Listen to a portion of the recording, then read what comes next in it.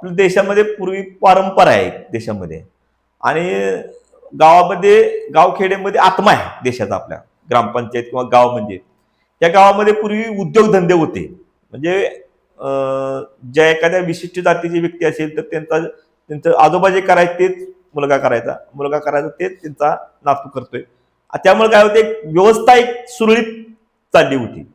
आणि ज्या ज्या वेळेला हे आर्थिक सुबकता आणण्यासाठी काही लोकांनी ह्यात थोडस बाहेर पडले, आणि बाहेर पडल्यानंतर जी गावातली जी व्यवस्था होती, प्रत्येकाला प्रत्येकाचं काम करत होते. शेती करणारा शेती करत होता, ज्याचा ज्याचा व्यवसाय प्रत्येकाचा व्यवसाय करणारा व्यवसायच करत होता. आणि तो काय करायला लागला, त्यामुळे तो बाहेर गेल्यामुळं गावातले जे उद्योगधंदे ते बंद पडले. आणि तरुणांच्या बाबतीत माझं असं म्हणणं आहे की पूर्वीच्या तरुणांना किंवा यंत्रणेला कष्ट म्हणतो ना, म्हणजे नोकरीत सुद्धा काही कष्ट असतात, करतात लोक, सर्व्हिसमध्ये कष्ट करतात, शेतीमध्ये कष्ट करतात. ते कष्ट करण्याची सुद्धा क्षमता थोडीशी अलीकडे कमी झालेली आहे. आज जे बौद्धिक जे प्रक्रिया आहे ती स्ट्रॉंग आहे, म्हणजे खूप मुलांची बुद्धिमत्ता खूप चांगली आहे, 100% तरुणांचं हे चांगलं आहे. परंतु डिवोटेडनं काम करणं हे थोडं कमी झालेलं आहे. आज कंपनीत लागलेली किंवा काही सिस्टीम मध्ये लोक नोकरी करतात. आता आमच्याकडे ग्रामसेवक म्हणून नोकरी लागली, तरुण मुलं आहेत, ती 10 ते 6 फक्त विचार करतात.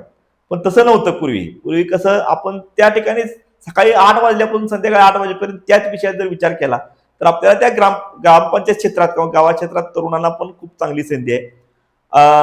तरुणांसाठी कौशल्य विकास प्रशिक्षणच्या माध्यमातून खूप योजना पण आहेत ग्रामीण भागासाठी. आपण त्या योजनेचा विचार केला पाहिजे, फाइंड आउट केलं पाहिजे. सर्वात महत्वाचं म्हणजे शैक्षणिक व्यवस्थेमध्ये पूर्वी मी कुठल्या क्षेत्रात जाणार किंवा मला कुठला कलागुणांना वाव मिळणार, मला काय करता येईल, इकडे शिक्षक लक्ष देत होते.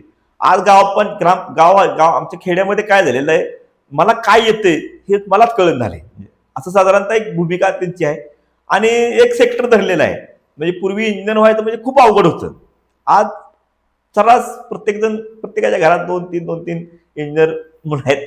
आणि विषय कसा होते, झालं पाहिजे शिक्षणाला, ते वाईट आहे असं म्हणणार नाही, परंतु त्यातून जो सेक्टरला जे फायदा म्हणतो ना आपण सिस्टीमला, तो कमी झालेला आहे. आज बरेच पूर्वी गावातले जे कृषी संदर्भातले उद्योग होते ते हळूहळू बंद झालेत. आणि कष्ट म्हणतो हा पण प्रकार थोडासा कमी झालेला. आज सगळं आधुनिक ह्याचा तंत्रज्ञानाचा वापर केल्यामुळं बऱ्यापैकी तरुणांची भूमिका ह्याच्याकडेच आहे. आणि येणाऱ्या काळामध्ये आपल्याला ह्या गोष्टीकडे वळायला लागेल. शासनाच्या ज्या विविध योजना आहेत, ज्या कृषीच्या असतील किंवा आमच्या उद्योगासंदर्भातल्या असतील, त्या जर आपण चालू केल्या, त्या सुद्धा ग्रामपंचायतीने लीड घेतलं पाहिजे. की एखाद्या गावामध्ये पूर्वी ग्रामपंचायतीनं गाळे काढायचे, गाळे भाड्याने देत होते. आज आपल्याच गावात बघा काय परिस्थिती आहे, खाली ओढ्याच्या कडेला नदीच्या कडेला गाळे आहेत, पण ते गाळे बंद आहेत. ते जर गावातील तरुण जर चांगले रोजगार करणारे असतील किंवा जर करणार असतील, ते त्यांच्याकडे जर काही कौशल्य असेल तर त्या ठिकाणी त्यांनी ते कौशल्य करून उद्योग चालू केला तर गावातच आर्थिक साधन मिळालं असतं. आणि येणाऱ्या काळामध्ये ज्या आमच्या योजना आहेत मोठ्या प्रमाणातल्या, त्याचं प्रोडक्शन जर गावात चालू झालं, आज बचत गट आहेत, जसं तरुणांचा प्रश्न आहे तसा तरुणींचा पण प्रश्न आहे. बचत गट आहेत, त्या बचत गटात सहभागी झाल्या, बचत गटाच्या भरपूर योजना आहेत. लखपती दिदी पण योजना आहे. ती जर योजना जर लोकांनी आमच्या ऍक्सेप्ट केली, महिलांनी किंवा तरुणांनी, ज्या तरुणांच्या ज्या योजना आहेत त्या जर ऍक्सेप्ट केल्या आणि गावातच आपले उद्योग चालू केले तर गावातच चांगलं अर्थमार्जन होईल, आर्थिक सुबकता चांगली येईल.